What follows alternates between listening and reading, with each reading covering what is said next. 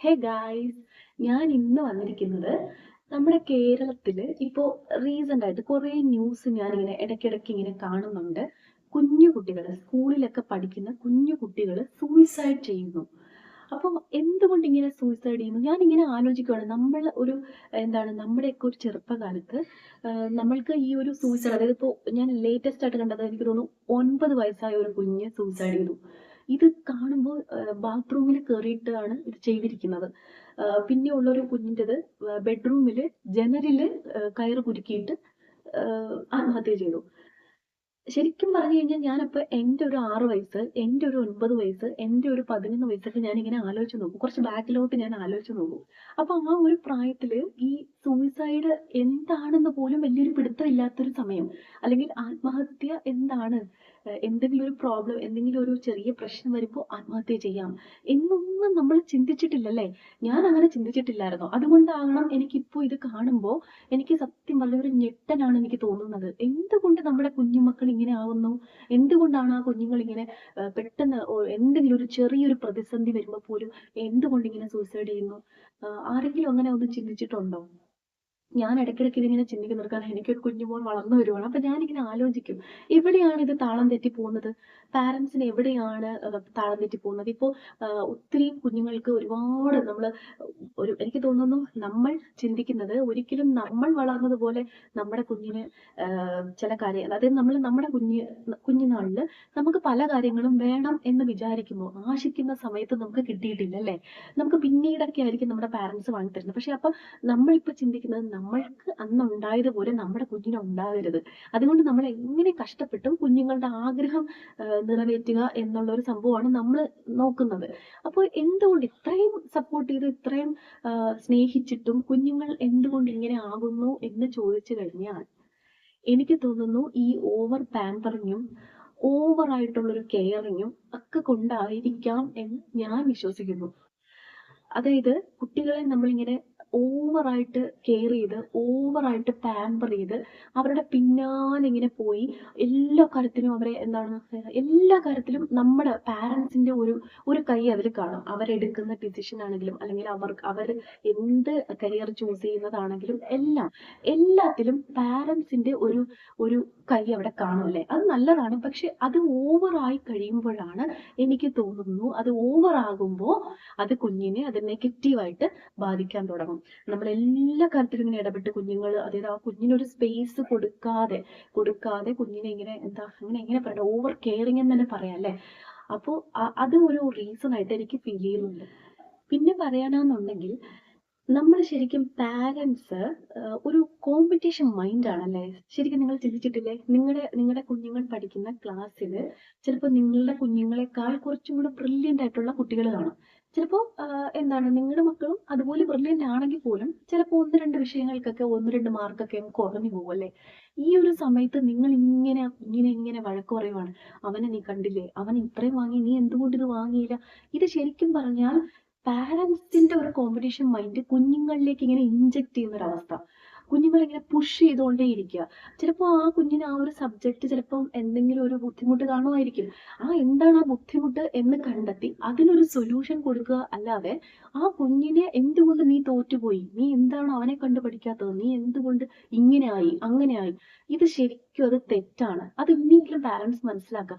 കുഞ്ഞൊന്ന് fail ആയി കഴിഞ്ഞാൽ അത് ഫസ്റ്റ് പാരന്റ്സ് ആണ് അക്സെപ്റ്റ് ചെയ്യേണ്ടത്. പാരന്റ്സ് അക്സെപ്റ്റ് ചെയ്താൽ മാത്രമേ അത് കുഞ്ഞും അക്സെപ്റ്റ് ചെയ്യാനായിട്ട് പഠിക്കത്തുള്ളൂ. ഇല്ലാതെ നിങ്ങൾ അക്സെപ്റ്റ് ചെയ്താൽ നിങ്ങൾ ഇങ്ങനെ ആ കുഞ്ഞിനെ ഇങ്ങനെ കുറെ വഴക്ക് പറഞ്ഞ് നിങ്ങളെ അക്സെപ്റ്റ് ചെയ്യുന്നില്ല, പിന്നെ എങ്ങനെയാണ് ആ കുഞ്ഞ് പിന്നീട് എങ്ങനെയാണ് അത് അക്സെപ്റ്റ് ചെയ്യുന്നത്? അപ്പൊ അതിനും അത് താങ്ങാൻ പറ്റാതെ ആവൂലേ. ചില കുട്ടികൾ ഇത് താങ്ങാൻ പറ്റാതെ ആകുന്നു.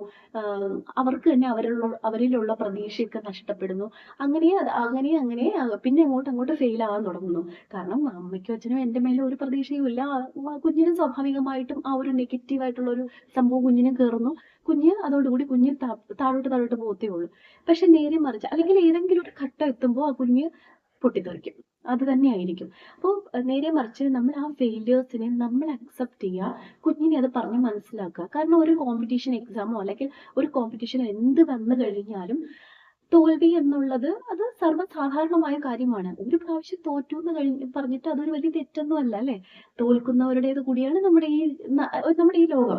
അപ്പൊ അതുകൊണ്ട് തോൽവി എന്ന് പറയുന്നത് ഒരു തെറ്റൊന്നും അല്ല. തോൽവിയിൽ നിന്ന് എങ്ങനെ നമ്മൾക്ക് കരകയറാം, എങ്ങനെ നമ്മൾക്ക് അതിൽ നിന്ന് കുറച്ചും കൂടെ സ്ട്രോങ് ആയിട്ട് നമ്മൾക്ക് എവിടെയാണ് തെറ്റ് പറ്റിപ്പോയത്, അതെങ്ങനെ തിരുത്താം, ഇത്തരം കാര്യങ്ങൾ, അതായത് ഒരു പ്രോബ്ലം സോൾവിങ് കൂടെ നമ്മൾ കുഞ്ഞിനെ പഠിപ്പിക്കുക. ഒരു പ്രോബ്ലം നമ്മൾ ഫേസ് ചെയ്യേണ്ടി വരുമ്പോൾ അതെങ്ങനെ നമുക്ക് സോൾവ് ചെയ്യാം, അതിന്റെ സൊല്യൂഷൻസ് ആണ് കാണേണ്ടത്. അല്ലാതെ ആ പ്രോബ്ലത്തെ തന്നെ ഇങ്ങനെ ഫോക്കസ് ചെയ്ത് അയ്യോ ഇങ്ങനെ ആയിപ്പോയല്ലോ, എന്താ ഇങ്ങനെ, അങ്ങനെയല്ല.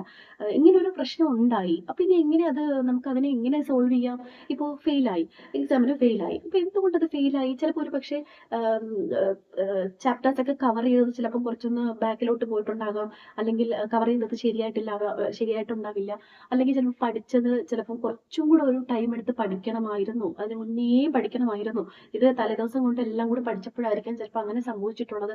അപ്പൊ ഇനി അടുത്ത എക്സാം വരുമ്പോൾ എന്ത് ചെയ്യും, മുന്നേ കൂട്ടി കുറെ ദിവസം മുന്നേ നമ്മളത് പ്രിപ്പയർ ചെയ്യണം എന്നൊക്കെ ഉള്ള കാര്യങ്ങൾ ആ കുഞ്ഞിനെ പറഞ്ഞ് മനസ്സിലാക്കുക. അപ്പോൾ ഫസ്റ്റ് നിങ്ങൾ പാരന്റ്സ് ഫെയിലിയേഴ്സിനെ അക്സെപ്റ്റ് ചെയ്യാൻ പഠിക്കുക. അത് കഴിഞ്ഞ് പ്രോബ്ലം സോൾവിങ്, കുഞ്ഞിനെ പ്രോബ്ലം സോൾവിങ് എന്ന് പറയുന്ന ഒരു അതൊരു സ്കില്ലാണ്. അത് നിങ്ങൾ കുഞ്ഞിലോട്ട് പകർത്തുക. അപ്പൊ നിങ്ങൾക്ക് ആ ഒരു സ്കിൽ ഉണ്ടെങ്കിൽ നിങ്ങൾക്ക് അത് കുഞ്ഞിലോട്ട് പകർത്താൻ പറ്റുമല്ലേ. അപ്പൊ ഞാൻ നിങ്ങളോട് പറയുന്നത് ആ ഒരു സ്കില്ല് നിങ്ങൾ തന്നെ ഡെവലപ്പ് ചെയ്യുക. നിങ്ങളുടെ കുഞ്ഞിന് എന്തെങ്കിലും ഒരു പ്രോബ്ലം വന്നു കഴിഞ്ഞാൽ നിങ്ങളാണ് കൈ പിടിച്ച് കൂടെ നിൽക്കേണ്ടത്. അല്ലാതെ നിങ്ങൾ അങ്ങനെ മാറി നിന്നിട്ട് കുഞ്ഞിനെ കുറ്റപ്പെടുത്തിക്കൊണ്ടിരുന്നു കഴിഞ്ഞാൽ കുഞ്ഞും അവിടെ അങ്ങനെ കുഞ്ഞിന്റെ മെന്റൽ ഹെൽത്ത് ഇങ്ങനെ വീക്കായിക്കൊണ്ടേയിരിക്കും. കുഞ്ഞിന് സ്ട്രോങ് ആയിട്ട് പിന്നെ ഒന്നും ചിന്തിച്ച് തീരുമാനം എടുക്കാൻ പോലും അറിയാത്തൊരവസ്ഥയിൽ കുഞ്ഞ് എത്തിപ്പെടുന്നു. അതുപോലെ തന്നെ ഇൻഡിപെൻഡന്റ് ആക്കുക. അപ്പൊ എന്ത് പ്രോബ്ലം വന്നാലും നിങ്ങൾ പോയി ഒരു സൊല്യൂഷൻ പറഞ്ഞു കൊടുക്കുക എന്നല്ല, കുഞ്ഞിനെ ഇൻഡിപെൻഡന്റ് ആക്കുക, കുഞ്ഞിന് ഒരു സ്പേസ് കൊടുക്കുക, അവൻ്റെതായ ഒരു തീരുമാനം ഉണ്ടാവും അല്ലെ. അപ്പൊ നമ്മളൊരു 18 വയസ്സ് വരെ നമ്മൾ കുഞ്ഞുങ്ങൾക്ക് തെറ്റും ശരിയും നമ്മൾ പറഞ്ഞു കൊടുക്കേണ്ടതായിട്ടുണ്ട്. പിന്നെ അതിനുശേഷമാണ് കുഞ്ഞുങ്ങൾ അവരുടെ തീരുമാനങ്ങൾ എടുക്കുമ്പോൾ നമുക്ക് അതിൽ എന്തെങ്കിലും ഒരു തെറ്റുണ്ടെങ്കിൽ നമുക്കതൊരു അഭിപ്രായമായിട്ടോ അല്ലെങ്കിൽ ഒരു ഒപ്പീനിയനായിട്ട് നമുക്ക് പറഞ്ഞു കൊടുക്കാം. ഇത് നീ ഇങ്ങനെ ചെയ്തു കഴിഞ്ഞാൽ ഇന്ന നെഗറ്റീവ്സ് വരാൻ ചാൻസ് ഉണ്ട്, അപ്പൊ അതൊക്കെ ഒന്ന് നീ ശ്രദ്ധിക്കണം എന്നുള്ള കാര്യം നമുക്ക് പറഞ്ഞു കൊടുക്കാം.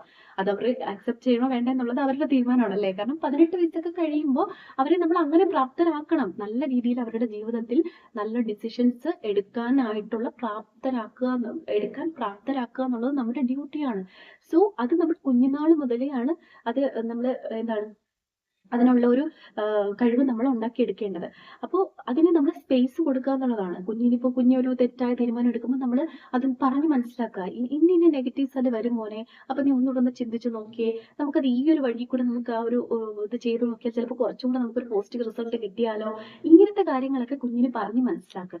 അവൻ തന്നെ ഒരു പ്രോബ്ലം വരുമ്പോൾ അവൻ തന്നെ ഇരുന്ന് ആലോചിക്കും, ഈ ഒരു തീരുമാനം ഞാൻ എടുത്താൽ അത് എങ്ങനെ ആയിരിക്കും എന്നുള്ളൊരു സംഭവം. പിന്നെ മാത്രമല്ല, അങ്ങനെയുള്ളൊരു അവനെ കൊണ്ട് തന്നെ ആ തീരുമാനങ്ങൾ എടുപ്പിക്കുമ്പോൾ ഉള്ളൊരു ബെനിഫിറ്റ് എന്ന് പറഞ്ഞാൽ, എന്തെങ്കിലും ഒരു പ്രതിസന്ധി വരുമ്പോൾ ആരും അവനെ സപ്പോർട്ട് ചെയ്യാൻ ആ സമയത്ത് ഇല്ലെന്നുണ്ടെങ്കിൽ പോലും അവന് കുറച്ചും കൂടെ ഒരു മെന്റലി അവൻ കുറച്ചും കൂടി സ്ട്രോങ് ആയിട്ട് ആ സമയത്ത് അവൻ ചിന്തിക്കും, എങ്ങനെ ഇത് പ്രതിസന്ധിയെ നേരിടാം എന്നവൻ ചിന്തിക്കും അല്ലെ.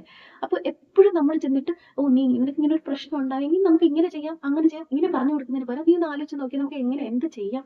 അപ്പൊ കുഞ്ഞ് എന്തായാലും ഒരു ഡിസിഷൻ പറയുമല്ലോ. അപ്പൊ അതിനുള്ള നെഗറ്റീവ് ഒക്കെ എന്തായാലും കാണും, കാരണം കുഞ്ഞുമക്കളല്ലേ.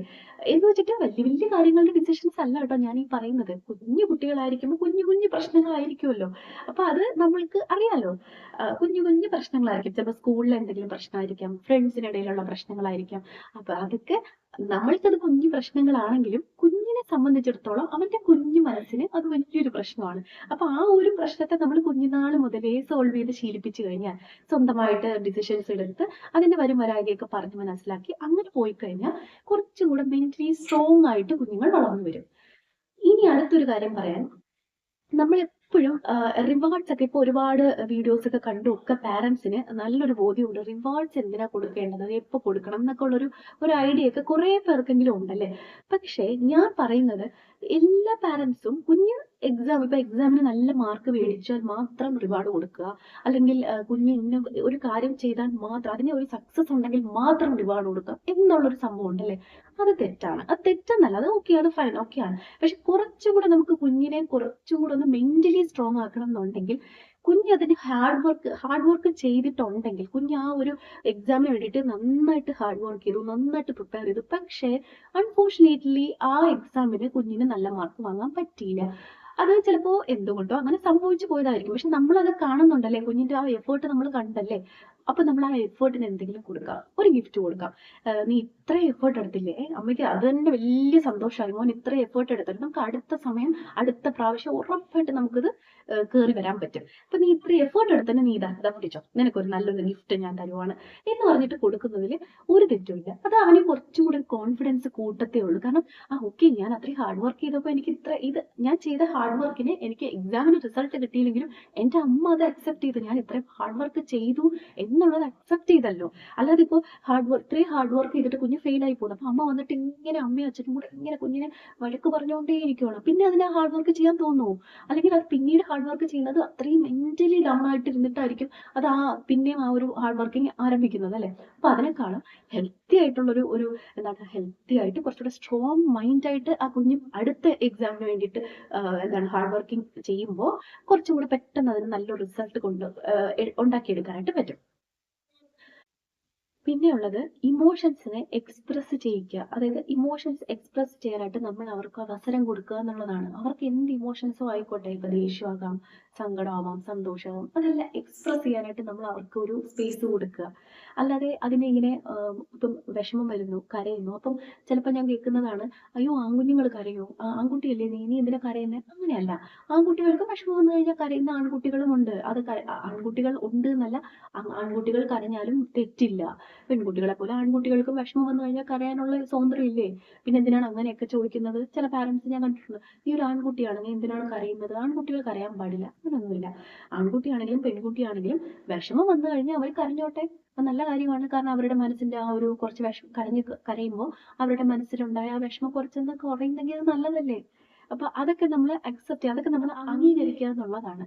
അവരുടെ ഇമോഷൻസിനെ നമ്മൾ എക്സ്പ്രസ് ചെയ്യാനായിട്ട് വിടുക. അതിപ്പോ സ്കൂളിൽ നിന്ന് സ്കൂളിൽ വിട്ട് വരുന്ന കുഞ്ഞ് ചിലപ്പം ഒന്ന് അപ്സെറ്റ് ആയിട്ടിരിക്കുന്നു, അപ്പൊ നമ്മളത് അങ്ങനെ അങ്ങ് കാണാതെ പോകരുത്. അത് നമ്മൾ ചോദിച്ച് മനസ്സിലാക്കണം, എന്ത് പറ്റി, സ്കൂളിൽ എന്ത് പറ്റി. അത് അങ്ങനെ അപ്സെറ്റ് ആയില്ലെങ്കിൽ പോലും, കുഞ്ഞ് ഹാപ്പി ആയിട്ടിരിക്കുന്നെങ്കിൽ പോലും ഡെയിലി ഡെയിലി നമ്മൾ ഒരു 5 മിനിറ്റ് കുഞ്ഞിന്റെ സ്കൂളിലത്തെ വിശേഷം ചോദിക്കാനായിട്ട് നിങ്ങൾ മാറ്റി വെക്കണം. വന്നിട്ട് മോൻ എങ്ങനെ ഉണ്ടായിരുന്നു സ്കൂളിൽ നിന്ന്, ഇന്ന് എങ്ങനെയാ ഫ്രണ്ട്സ് ഒക്കെ ആയിട്ട് ഇന്ന് കളിച്ചോ, എങ്ങനെയുണ്ട്, എല്ലാവരുമായിട്ട് ഇന്ന് എങ്ങനെയായിരുന്നു, ടീച്ചർ ഇന്ന് വഴക്ക് തന്നോ, എന്തിനെങ്കിലും വഴക്കൊക്കെ കിട്ടിയോ, അങ്ങനത്തെ കാര്യങ്ങളൊക്കെ ചോദിക്കുക. അത് പറയാൻ അവർക്കൊരു അവസരം കൊടുക്കുക. ചിലപ്പോൾ കുഞ്ഞുങ്ങൾ വേറെ ആരുടെയെങ്കിലും കാര്യമായിരിക്കും പറയുന്നത്, സ്കൂളിലെ വേറെ ആരുടെയെങ്കിലും കാര്യം, നമുക്ക് സമയമൊന്നും ഉണ്ടാവില്ലല്ലേ. പക്ഷെ എങ്കിൽ പോലും നമ്മൾ ആ കുഞ്ഞിന്റെ അവന്റെ കുഞ്ഞു മനസ്സാണ്, അവൻ ആ കാര്യങ്ങളെല്ലാം അമ്മയോട് പറയുന്നു അല്ലെങ്കിൽ അച്ഛനോട് പറയുന്നു എന്ന് വെച്ചാൽ അവന് അത് പറയാനുള്ളൊരു സ്വാതന്ത്ര്യം നിങ്ങൾ കൊടുത്തിട്ടാണ് പറയുന്നത്. നിങ്ങൾ അത് നോ എന്ന് പറഞ്ഞ് ഇങ്ങനെ കണ്ടിന്യൂസ് ആയിട്ട് നോ നോ പറയുമ്പോൾ പിന്നെ അങ്ങനത്തെ കാര്യങ്ങൾ പറയുന്നതിൽ നിന്ന് അവൻ പിൻവലിയും അല്ലെ. പിന്നെ അവൻ അതിനൊരു ഫ്രീഡം നിങ്ങളടുത്ത് കാണിക്കില്ല. അപ്പോൾ എന്തൊരു പ്രോബ്ലം എന്ന് വെച്ച് കഴിഞ്ഞാൽ പല കാര്യങ്ങളും ഇതുപോലെ അവൻ മറച്ചു വെക്കാൻ തുടങ്ങും. അല്ലെങ്കിൽ പല കാര്യങ്ങളും ഇത് പറഞ്ഞു കഴിഞ്ഞാൽ ഇനി അമ്മ ദേഷ്യപ്പെടും, അല്ലെങ്കിൽ ഇതിവിടെ പറയേണ്ട കാര്യമില്ലായിരിക്കും എന്നൊക്കെ ചിന്തിച്ചിട്ട് ചിലപ്പോൾ അവന് തന്നെ കാര്യങ്ങൾ ചിലപ്പോൾ മറച്ചു വെക്കാൻ ചാൻസ് ഉണ്ട്. അപ്പൊ അതുകൊണ്ട് എന്ത് കാര്യം പറയുമ്പോഴും നമ്മൾ അവൻ പോലും അറിയാതെ ആ വിഷയത്തിൽ നിന്ന് പതുക്കെ മാറി നമ്മൾ വേറെ എന്തെങ്കിലും സംസാരിച്ച്, അപ്പൊ അവന് തോന്നരുത് ഞാനിത് പറയുന്നത് അമ്മ ഇങ്ങനെ വിഷയം മാറ്റുവാണ് എന്ന് തോന്നരുത്. നമ്മളിങ്ങനെ ആ വിഷയത്തിൽ നിന്ന് ഇങ്ങനെ മാറി വേറൊരു അവന്റെ തന്നെ സ്കൂളിലെ വേറെ വിശേഷമോ അല്ലെങ്കിൽ നമ്മുടെ തന്നെ വേറെ എന്തെങ്കിലും ഒരു വിശേഷത്തിലോട്ടോ പോയി ആ ഒരു ഇത് ചേഞ്ച് ആക്കാം. അതായത് സ്കൂളിൽ അനാവശ്യമായിട്ടുള്ള കാര്യങ്ങൾ ഇങ്ങനെ സംസാരിച്ചുകൊണ്ടിരിക്കുമ്പോഴുള്ള കാര്യം ഞാൻ പറയുന്നത്. ചിലർ ഞാൻ കണ്ടിട്ടുണ്ട്, പാരന്റ്സ് നല്ല വഴക്കൂടെ, നീ എന്തിനാണ് ഇങ്ങനെ അതൊക്കെ പറയുന്നത്, അവരുടെ വീട്ടിലേക്ക് കാര്യം എൻ്റെ അടുത്ത് ഇങ്ങനെ പറയുന്നത് എന്തിനാണ് എന്ന് ചോദിക്കും. അത് അത്രമേൽ നിങ്ങൾ അത്രമേൽ പ്രിയപ്പെട്ടവരായതുകൊണ്ടാണ് എല്ലാ കാര്യങ്ങളും ഇങ്ങനെ പറയുന്നത്. ഒരു ഏജ് എത്തുമ്പോൾ ഒന്നും പറയില്ല കുഞ്ഞുങ്ങള്, അതാണ് പ്രശ്നം. നമ്മൾ ആ ഒരു കുഞ്ഞിനെ കൊടുക്കുന്ന ആ ഒരു ഫ്രീഡം ഉണ്ടല്ലോ, അത് തന്നെയാണ് കുഞ്ഞുങ്ങൾ വലുതാകുമ്പോഴും നമ്മളടുത്ത് കാണിക്കുന്നത്. നിങ്ങൾ അതൊക്കെ നോ പറയുവാന്നുണ്ടെങ്കിൽ പിന്നീട് പല കാര്യങ്ങളും കുഞ്ഞുങ്ങൾ പറയണ്ടെന്ന് വിചാരിക്കും. പിന്നെ അപ്പോൾ ഒന്നും പറയാതെ എന്താണ് കുഞ്ഞുങ്ങൾക്ക് ഉണ്ടാകുന്ന മാനസികമായിട്ടുള്ള ബുദ്ധിമുട്ടുകളും അല്ലെങ്കിൽ ആരെങ്കിലും എന്തെങ്കിലും ഉപദ്രവിക്കുകയോ അങ്ങനെ എന്തെങ്കിലും ചെയ്യുവാണെങ്കിലും ഇത് അമ്മയടുത്ത് പറഞ്ഞാൽ അമ്മ ദേഷ്യപ്പെടുവോ അല്ലെങ്കിൽ അമ്മ അതെങ്ങനെ എടുക്കും എന്നുള്ള പേടി കൊണ്ട് അത് പറയാതെ വെക്കും. അപ്പോൾ എനിക്കിത് ഒരു വീഡിയോ ചെയ്യണം എന്ന് എനിക്ക് തോന്നി. കാരണം ഞാൻ ഈ സൂസൈഡ് റേറ്റ്സ് ഇപ്പോഴത്തെ കുഞ്ഞുങ്ങളുടെ സൂസൈഡ് റേറ്റ്സ് ഒക്കെ കണ്ടിട്ട് ഞാനിങ്ങനെ വിചാരിക്കുവാണ്, എന്താണ് കുഞ്ഞുങ്ങൾക്ക് പറ്റുന്നത്. എല്ലാ ഫെസിലിറ്റീസും കൊടുക്കുന്നുണ്ട് അല്ലേ, പാരന്റ്സ് എല്ലാ ഫെസിലിറ്റീസും ഉണ്ടാക്കി കൊടുക്കുന്നുണ്ട്, എന്ത് പറയുന്നോ അതപ്പം നേടിക്കൊടുക്കുന്നുണ്ട്.